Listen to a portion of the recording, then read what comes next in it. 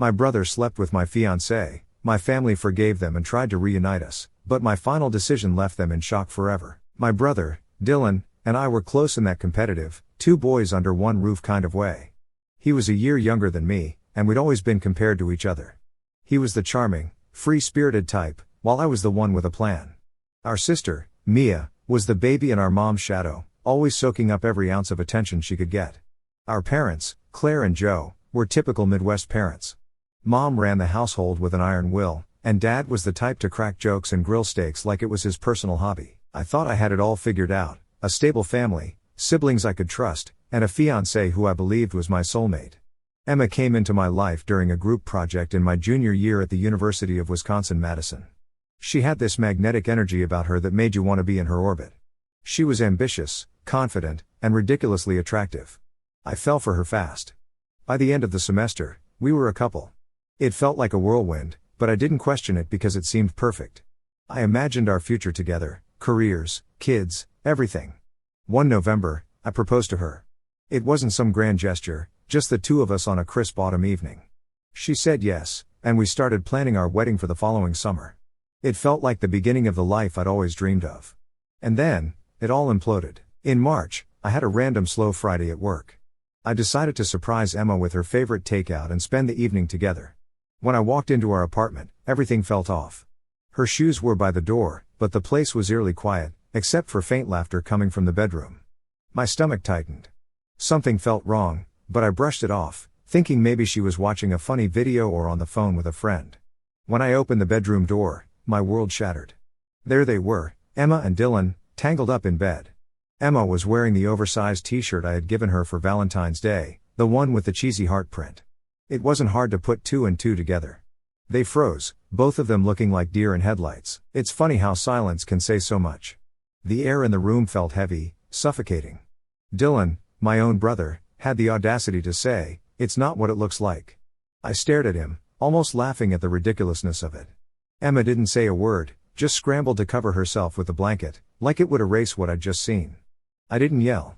I didn't ask questions. What was the point? The evidence was right in front of me. I looked at Emma and said, "Pack your stuff and get out." My voice was calm, steady. I wasn't about to give them the satisfaction of seeing me lose it.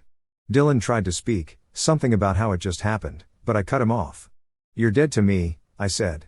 I wasn't interested in hearing his excuses or fake remorse. There's no "it just happened" when it comes to sleeping with your brother's fiancée. I walked out. I didn't wait for an explanation or a pathetic apology. I grabbed my keys and drove to a friend's house that night. As I stared at the ceiling, the reality of it all sunk in. My fiancée, the woman I planned to marry, and my brother, someone I trusted, had betrayed me in the worst way possible.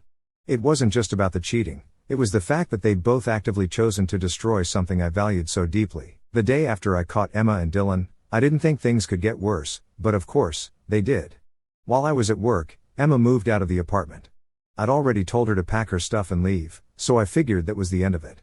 But when I came home that evening, there was a note on the counter, sitting right where we used to keep a framed picture of us. It was short but not sweet. She wrote that she fell in love with Dylan and never meant to hurt me, followed by some garbage about hoping I could find it in my heart to forgive them. She had the nerve to finish the note with, "I hope you can still be happy for us one day." Happy for them? I wanted to laugh, but it wasn't funny, it was infuriating. I crumpled the note and tossed it in the trash. There was nothing left to say to her. The apartment felt eerily quiet without her stuff, but I didn't care. I wanted her out of my life as fast as possible, and now she was. My family found out what happened within a few days. I didn't tell them. I'm guessing Emma or Dylan spilled the beans. My mom, Claire, called me immediately. She was furious, not at me, but at Dylan. She kept saying how she couldn't believe her own son would betray me like that. "He's not welcome here," she said over and over again. At first, it felt good to have her on my side, but I wasn't naive enough to think it would last. My mom's loyalty has always been conditional. She's the type who prides herself on keeping the family together, even if it means sweeping massive betrayals under the rug. I figured it was only a matter of time before she started defending Dylan. My dad, Joe, was a different story. When I finally answered one of his calls, he didn't say much. He just sighed and said, "Well, I guess things like this happen sometimes." I couldn't believe it. He wasn't angry, upset, or even surprised. He treated it like Dylan spilling coffee on my shirt instead of nuking my relationship and my trust in him. Mia, my younger sister, tried to be supportive, but I could tell she was conflicted. She'd call to check on me and say she couldn't believe what Dylan and Emma did, but there was always hesitation in her voice. She was caught between me and the rest of the family, and it was obvious. For weeks, I ignored most of their calls. I didn't have the energy to rehash what happened or hear excuses about why I should let it go. Instead, I threw myself into work. It was the only thing keeping me sane. My boss, Kevin, noticed I was putting in extra hours and asked if everything was okay. I didn't tell him the full story, but I admitted I was dealing with some personal stuff. That's when he mentioned the Indianapolis office. Apparently, they'd been struggling to find someone to lead the team there, and Kevin thought I'd be a perfect fit. It was a promotion and a chance to get out of Milwaukee, far away from Emma and all the mess they'd created. I didn't hesitate. I told him I was interested. When I told my parents about the relocation, my dad just said, "Good for you. A fresh start might be what you need." My mom, on the other hand, acted like I'd announced I was moving to Mars. She cried and begged me to reconsider. "What about family dinners? What about Christmas? You can't just leave us behind, Alex," she said. I told her I wasn't leaving them behind, I was leaving Dylan behind. "He's not part of this family anymore," she said firmly, but I didn't believe her. My mom has a way of saying one thing and doing the exact opposite when it suits her. By July, my gut feeling was proven right. Dylan was back in the house. My mom called me one evening, casually dropping that they decided to let him come home for a while because he had nowhere else to go. She acted like it was no big deal, like she wasn't inviting the person who had betrayed me into her home while still expecting me to show up for Sunday dinners. I didn't even try to hide my anger. I told her it was a slap in the face, that she was choosing him over me. She tried to justify it, saying, "He's still my son. I can't turn him away." I snapped back, "Well, he's not my brother anymore, and I don't want anything to do with him." That's when she started her family unity campaign. She went on and on about how we needed to heal and move forward as a family. It was all code for, "Just forgive Dylan so I don't have to feel guilty about letting him back in." I wasn't having it. I told her plain and simple that I wasn't interested in healing or pretending things were okay. "You want unity? Then maybe stop rewarding the person who blew everything apart," I said before hanging up. After that, I kept my distance. I was busy preparing for the move to Indianapolis anyway. I found a place, packed up my apartment, and started fresh in a city where no one knew my family or my past. Leaving Milwaukee wasn't easy. I had good memories there, and part of me felt like I was letting Dylan and Emma win by leaving. But staying would have been worse. Every street, every restaurant, every shared memory, it all reminded me of what I'd lost. Moving was the only way to truly start over. By the time I left, I'd all but cut ties with my family. I wasn't answering their calls or responding to their texts. Even Mia's attempts to stay neutral didn't matter anymore. They'd made their choice by letting Dylan back in, and I'd made mine by leaving them behind. I didn't know what the future would hold, but one thing was clear, I was done being the good son who always put family first. From now on, I was putting myself first. By September, I had gotten comfortable with my new life in Indianapolis. Cutting ties with my family had been the best decision I'd made, even if it wasn't an easy one. Work was going well, I'd started to make some new friends, and the distance from all the chaos was exactly what I needed. Then my mom, Claire, called me. It was her birthday coming up, and she wanted me to come home to celebrate. I hesitated. My relationship with her had been strained ever since she let Dylan back into the house, but she kept pushing, saying it would be just the immediate family and that she missed me. Against my better judgment, I agreed. The drive to my parents' house was long, giving me way too much time to second-guess my decision. I told myself I was doing this for my mom, even if she had disappointed me. Maybe it wouldn't be so bad if it was just her, my dad, and Mia. When I pulled up to the house, I immediately knew something was off. There were way too many cars parked outside. My stomach dropped when I spotted Dylan's car in the driveway. My hands gripped the steering wheel as I debated turning around, but I didn't want to give my mom the satisfaction of bailing.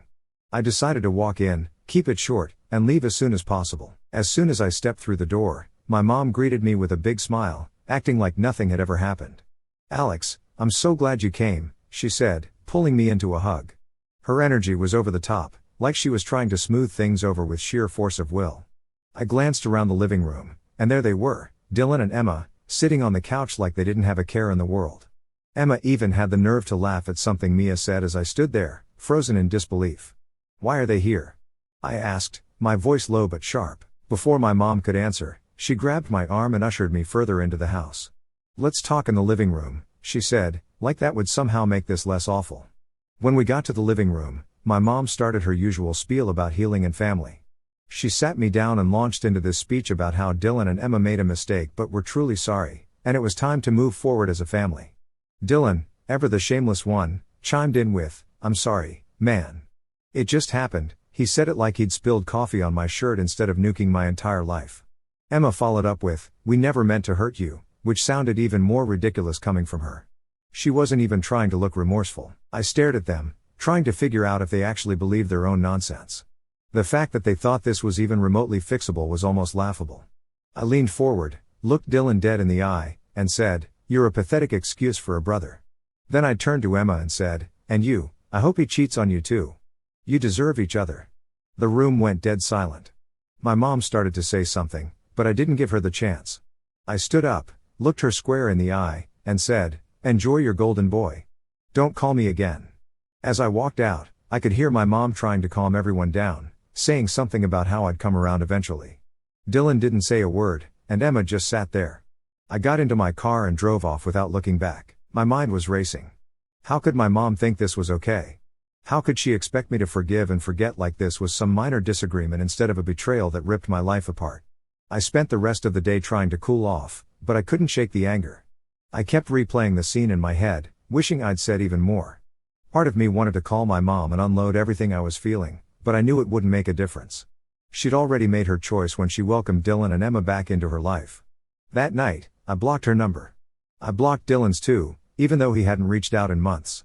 I figured it was only a matter of time before he or Emma tried to clear the air again, and I didn't want to deal with it. For the next few weeks, I kept to myself. Work became my escape, and I threw myself into every project I could find. My coworkers probably thought I was just super dedicated, but the truth was, I didn't know how else to channel my frustration. I stopped checking social media too. Seeing pictures of my family would only remind me of what happened, and I didn't need that kind of negativity. I told myself I was better off without them, but it still stung to know that the people I once trusted most had let me down so completely. Eventually, I started to feel a little better. The distance was helping, and I was slowly rebuilding my life. I told myself that I didn't need them, that I could create my own version of family with people who actually cared about me. But deep down, I knew this wasn't over. My mom wasn't the type to give up easily, and I had a feeling she'd find another way to drag me back into the drama. For now, though, I was content to keep my distance and focus on myself. Let them have their family unity. I'd rather be alone than surrounded by people who didn't value me. If they wanted to live in denial about what Dylan and Emma had done, that was their choice. I wasn't going to be a part of it. I didn't know what the future held, but one thing was certain: I was done letting them dictate my life. From now on, I was living on my own terms. By January, life in Indianapolis had become everything I hoped it would be. It felt good to be miles away from the chaos my family had created. I wasn't waking up every day angry anymore. I had space to breathe, think, and focus on myself. That's when Sarah, my distant cousin, slid into my messages. I barely knew her. We'd only met a few times at family events over the years, and even then, I don't think we ever exchanged more than a few words. So when she messaged me out of nowhere, saying she was moving to Indianapolis and could use some help settling in, I was skeptical at first. I debated ignoring her message entirely. My family had proven time and time again that getting involved with them, even peripherally, was a mistake. But part of me felt bad. Sarah hadn't done anything to me personally, and she might not even know the full story of what had gone down. Besides, she seemed genuinely nervous about moving to a new city alone. Against my better judgment, I agreed to help her. The weekend came, and I showed up at the address she sent me. It was a small apartment complex in a quieter part of town, and as I pulled into the parking lot, everything seemed normal. That was until I saw the U-Haul truck and two very familiar figures unloading boxes, Dylan and my dad. For a moment, I froze, gripping the steering wheel so hard my knuckles turned white. My first instinct was to back out of the parking lot and never look back. But before I could, the front door of the apartment opened, and out came my mom. She spotted me immediately and waved, like this was some sort of family reunion instead of a trap. "Alex, wait," she yelled, jogging toward my car. I put the car in park and stepped out, but I didn't move any closer. "What the hell is this?" I asked, gesturing toward Dylan and my dad, who were now standing awkwardly by the truck. My mom gave me her usual let's all be reasonable look and started rambling about how Sarah just needed some help and it made sense for the family to come together. It was clear this wasn't about Sarah at all, this was about them finding another way to force me into some kind of reconciliation. Dylan, ever the master of insincere apologies, stepped forward with tears already welling up in his eyes. "I'm sorry, Alex," he said, his voice trembling like he was auditioning. "I know I messed up. I just want to fix things." I stared at him, completely unmoved. It was the same script he tried at my mom's birthday party, and it was just as pathetic now as it was then. Then my dad decided to jump in. "Alex, come on," he said, his tone that irritating mix of exasperation and condescension he always used when he thought I was being unreasonable. "You're holding on to this grudge, and it's tearing the family apart. Be the bigger man." That was it. Hearing him tell me to be the bigger man, as if Dylan's actions were some minor mistake I needed to get over, sent me over the edge. He had no idea what it felt like to be betrayed by your own brother, to lose not just a relationship but the trust you had in the people closest to you. When my dad stepped closer and put a hand on my shoulder, I reacted without thinking. My fist connected with his face before I even realized what I was doing. The sound of it was sharp, and for a moment, everything went still. My dad stumbled back, holding his jaw, and stared at me in shock. Dylan looked like he wanted to disappear, and my mom, predictably, burst into tears. "Alex," she sobbed, as if I was the one ruining everything. Dylan muttered something under his breath about me going too far, but I didn't even bother responding. I turned and walked back to my car. "Don't follow me," I said over my shoulder. When I got home, I blocked Sarah immediately. I didn't care if she was part of the setup or just a pawn in my mom's latest scheme. Either way, I wanted nothing to do with her. That night, I sat on my couch, trying to process what had just happened. I wasn't proud of losing my temper, but I didn't regret it either. My dad had crossed a line, and if a punch to the face was what it took to make them understand that I wasn't going to be manipulated, so be it. The worst part was that this wasn't even surprising. My mom had always been willing to bend over backward to protect Dylan, no matter how much damage he caused, and my dad was more concerned with keeping the peace than actually addressing the problem. I wondered how long they'd been planning this. Had they been talking to Sarah for weeks, convincing her to reach out to me, or was it a last-minute idea? Either way, it didn't matter. What mattered was that I'd walked away before they could rope me back in. The next morning, I woke up feeling a strange mix of relief and sadness. Relief because I'd stood my ground, but sadness because it was yet another reminder of how far gone my family was. There was no fixing this. They didn't see Dylan and Emma's betrayal for what it was, and they never would. I decided that day to cut ties even further. I wasn't going to give them any more opportunities to pull me into their mess. My life in Indianapolis was good, and I wasn't about to let them ruin it. Whatever they wanted from me, closure, forgiveness, a return to normal, they weren't going to get it. I was done being the scapegoat, the one expected to keep the family together while everyone else did whatever they wanted. By December, I was in a much better place emotionally and mentally. Life in Indianapolis was steady, and I had started dating Hannah, a 24-year-old woman who quickly became my rock. She was everything I needed: kind, funny, supportive, and, most importantly, she respected my boundaries. She knew about the mess with my family and never once pressured me to reconnect. Hannah's family lived in Chicago, and she invited me to spend Christmas with them. It was the first time in years that I was genuinely looking forward to the holidays. Her parents were warm and welcoming, her siblings were great, and there was none of the tension and drama that had plagued my family gatherings for as long as I could remember. A week before Christmas, though, I got a letter in the mail. I almost ignored it because I didn't recognize the handwriting.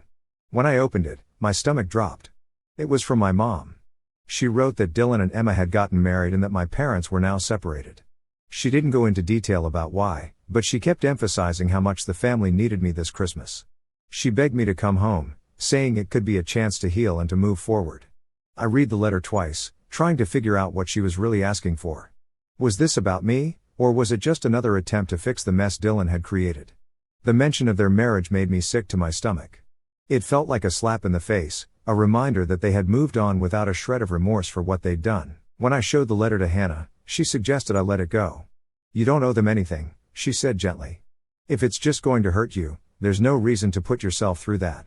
She was right, of course, but a small part of me still felt guilty, not for cutting them off, but for the fact that I couldn't shake the sense of obligation my mom always tried to instill in me. In the end, I decided to spend Christmas with Hannah's family. They lived in a cozy house in the suburbs of Chicago, and as soon as we arrived, I knew I had made the right choice. Her parents greeted me with hugs, and her mom immediately started fussing over whether I liked hot chocolate or mulled cider better. It was simple and wholesome in a way I hadn't experienced in years. We spent Christmas Eve decorating the tree, baking cookies, and playing board games. It was the kind of holiday I'd always wanted but never really had. For once, I wasn't waiting for some kind of argument to break out. Christmas morning was just as peaceful. Hannah's family had a tradition of opening presents in their pajamas, and they even had a stocking for me with my name on it. It was thoughtful, simple, and made me feel like I belonged. But even in the middle of all that warmth and happiness, the thought of my family lingered in the back of my mind. I couldn't help but wonder what they were doing. Was my mom sitting alone in the house? Was my dad celebrating at all? Were Dylan and Emma playing happy couple while the rest of them pretended everything was fine? I pushed the thoughts aside and focused on the moment. I wasn't going to let their drama ruin this for me. In January, just as I was settling back into my routine, I got an email from Mia. I hadn't heard from her in months, so seeing her name in my inbox was a surprise. Against my better judgment, I opened it. Mia wrote that my dad was now living in a motel and that Dylan and Emma were struggling financially. She didn't go into too much detail, but she hinted that Dylan's work situation wasn't stable and that Emma was apparently unhappy in their marriage. I stared at the screen, trying to figure out why Mia thought I needed to know any of this. Was she looking for sympathy? Did she expect me to swoop in and fix things? If so, she was going to be disappointed. I didn't respond to the email. What was I supposed to say? Sorry to hear that, but it's not my problem? I wasn't going to get dragged back into their mess, no matter how bad things got for them. They had made their choices, and now they had to live with the consequences. Still, a part of me felt vindicated. They were struggling, and while I didn't take pleasure in their suffering, I couldn't help but feel like it was karma catching up to them. Dylan and Emma had destroyed my life, and now their perfect little bubble was starting to crack. Hannah noticed I was quieter than usual that evening and asked if everything was okay. I told her about the email, and she just nodded, her expression soft but firm. "You've done the hard work of moving on," she said. "Don't let them pull you back in." She was right. I had spent too much time rebuilding my life to let their problems derail me now. The next morning, I deleted Mia's email and blocked her address. It wasn't easy, but it was necessary. I wasn't going to let them use guilt or pity to worm their way back into my life. That Christmas with Hannah's family felt like a turning point. For the first time, I realized what it meant to be truly free of the toxicity I had grown up with. I didn't need my family's approval or their validation. I had found people who cared about me for who I was, not for what I could do for them. The chaos of my past wasn't going to define me anymore. I had built a new life, and I wasn't looking back. By June, I was feeling good about how far I'd come. My life in Indianapolis was stable, my relationship with Hannah was growing stronger every day, and my family was nothing but a distant memory. I had blocked them all, ignored every half-hearted attempt to reach out, and focused entirely on myself. But of course, they weren't done with me. One Saturday morning, I was getting ready to head out for a run when I heard a knock at my door. I wasn't expecting anyone, and when I looked through the peephole, I froze. It was Mia. I hadn't seen her in over a year, and for a split second, I considered pretending I wasn't home. But eventually, I opened the door. She immediately started crying. "Alex, I'm so sorry," she said, stepping into the hallway before I could invite her in. "I should have stood up for you more. I should have done more." Her words caught me off guard. For so long, Mia had been this passive presence in my life, someone who never outright hurt me but never really defended me either. Hearing her take responsibility was unexpected, and I wasn't sure how to respond. "I cut ties with Dylan and Emma," she continued, "and Mom. I just couldn't take it anymore." I folded my arms and leaned against the doorframe. "What do you want, Mia?" I asked. She hesitated, wiping her eyes. "I just want to talk. Dad wants to talk too. Can we meet, please?" I should have said no. Every instinct in my body was screaming at me to shut the door and move on with my day. But there was something about the way she looked at me, pleading, desperate, that made me pause. Against my better judgment, I agreed. A few days later, we met at a quiet diner on the edge of the city. Mia was already there when I arrived, sitting with our dad, Joe. I hadn't seen him since I punched him in the face outside Sarah's apartment, and the tension between us was palpable. He stood up as I approached, extending a hand. I didn't take it. Instead, I sat down across from them and waited for one of them to speak. "I'm sorry," my dad said finally, his voice low. "For everything. I should have done more to protect you. I should have handled things differently." It wasn't much, but it was more than I expected. For a brief moment, I felt a flicker of hope that maybe, just maybe, things could be salvaged. Then the door to the diner opened, and my mom walked in. I tensed immediately, and my dad had the decency to look embarrassed. "She wanted to come," he said, as if that excused blindsiding me. And of course, right behind her were Dylan and Emma. I stood up, ready to leave, but Mia grabbed my arm. "Please, Alex, just hear them out," she said. That was it for me. I stood up, cutting my mom off before she even started talking. "You're not my family anymore," I said, my voice cold and steady. "You want forgiveness? Find someone else to manipulate. I'm done." I threw some cash on the table for my coffee and walked out, ignoring the voices calling after me. That was the moment I knew there was no going back. They could beg, plead, and cry all they wanted, but I was done being the scapegoat for their dysfunction. Now, at 28, I feel like I've lived several lifetimes since the chaos of my family unfolded. When I look back at everything that's happened, it almost doesn't feel real, like it was someone else's life. But the scars remind me it was all too real. The good news? I've come out stronger, wiser, and surrounded by people who actually care about me. Hannah and I got engaged last year. It was nothing fancy, just the two of us at our favorite park in Indianapolis. I didn't go for some grand gesture because I'd learned that real love doesn't need a spectacle. When I asked her to marry me, she cried and said yes immediately. That moment felt like the final piece of the puzzle I'd been trying to solve since everything fell apart. She's not just my fiancée, she's my partner in every sense of the word.